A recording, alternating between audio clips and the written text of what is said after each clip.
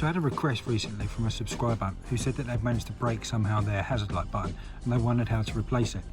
So I've managed to strip this one down and get it out so that you'd be able to get a new unit and pop it back in. So how do we get to this point? How do I manage to get this out of the car along with this fit in here? Well, let's have a look inside the car. So what we've had to do to get to this point where I've managed to get this out is basically take this fascia off, remove the radio, and then we've been able to remove this heater unit, or this fan unit, shall we say. With the unit out, when we look at the back of it, what we can see, we've just got these kind of couple of clips here that all you need to do is just basically push them in, squeeze them in, lever them in, and then as you do that, it will just slide out and you can just push it forward, and then to pop it back in, just push it back in, and you can just see there's kind of tabs here, will just click back in. So if you had your replacement unit, obviously you'd be able to just get your new one, slide it back in, and then click it back in.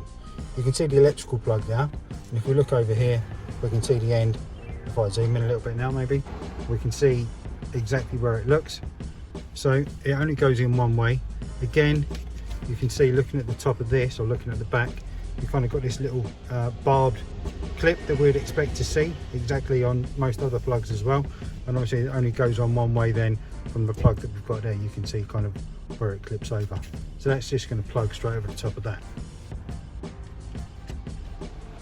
Click straight in. To get to that point was really quite easy, to be fair.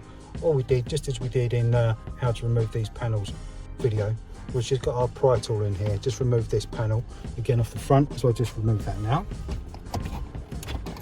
I've already got it loose from where it was off previously, so we just remove that.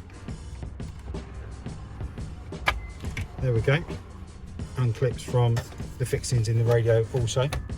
And then there's 4 fixings on the radio. There's 2 here, 1, 2 that you can see. Obviously I've got them removed already because I've taken it off, so they're just T25 Torx fixings, just 4 of them. So there's 2 there, and then there's 2 on the other side. Once you've removed them, you should just be able to then slowly or carefully move the radio forward.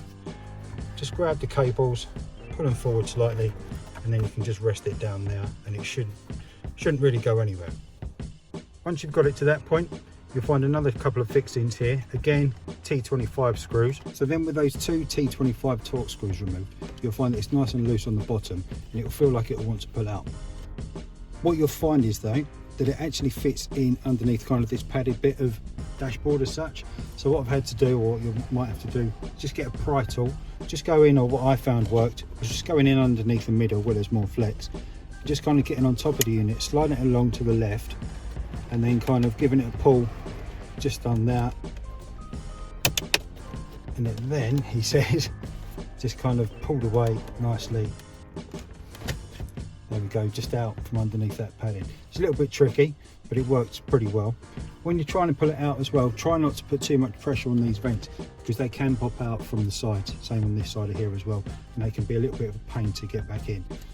To get the right hand side out, what I did initially was just kind of put the pry tool in all the way along, but what you might find is that you can just gently give it a little bit of maneuverability, shall we say, not a manoeuvre, it's not even a word, and then it will come out. Once you've got to that point, you can then just kind of pull it forward, and you'll see that you might get a little bit of resistance just on the foam from the blower units there, and then we can see exactly where the plug was.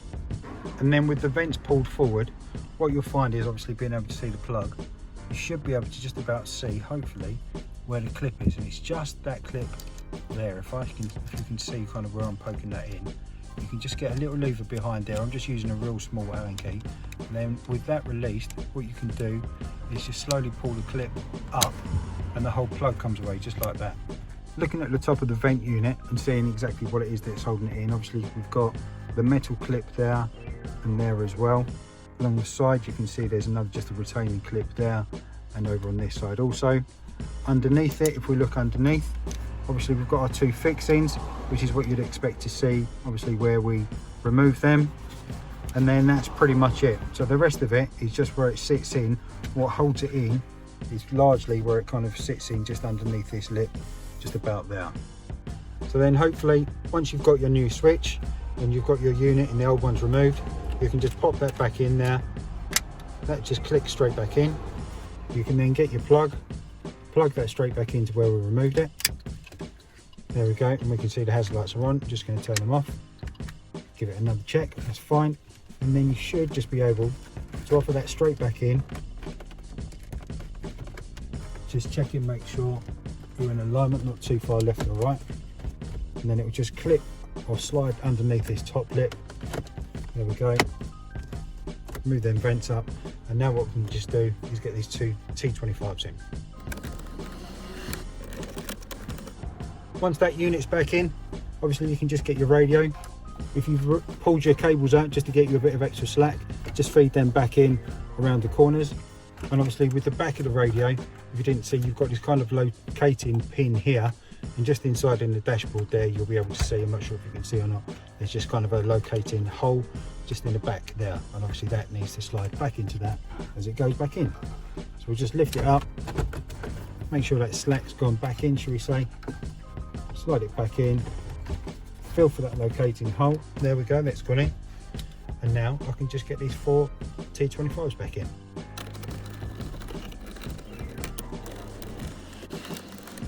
Once the radio's back in, might be worth just trying to turn it on, make sure you've not removed any plugs, you've still got a bit of volume. Yep, and that's all good, that's fine. So we can turn that back off again, and then the last thing that we need to do is just get this fascia back on. So exactly the same as we did when we did the video about how to remove this. Just going to get it lined up, basically over the top of the stereo, making sure that everything's where it needs to be. Move those up out of the way, pop it back on, push it back in, all the way up to the other end, and that's that done. So now one just final last check. There we go. If we had our broken hazard light and we had a new switch, obviously now we've got a new switch back in, it's all working fine. So there we go. Hopefully that's been useful again, as ever. If you've enjoyed it, give us a like down below. If you haven't done so already, please hit subscribe coming up here now. Like I always say, you know, the more subscribers, the more likes I get, the more videos I'll keep making. So I really appreciate your time for watching. Thanks very much, and I'll see you in the next one. Cheers.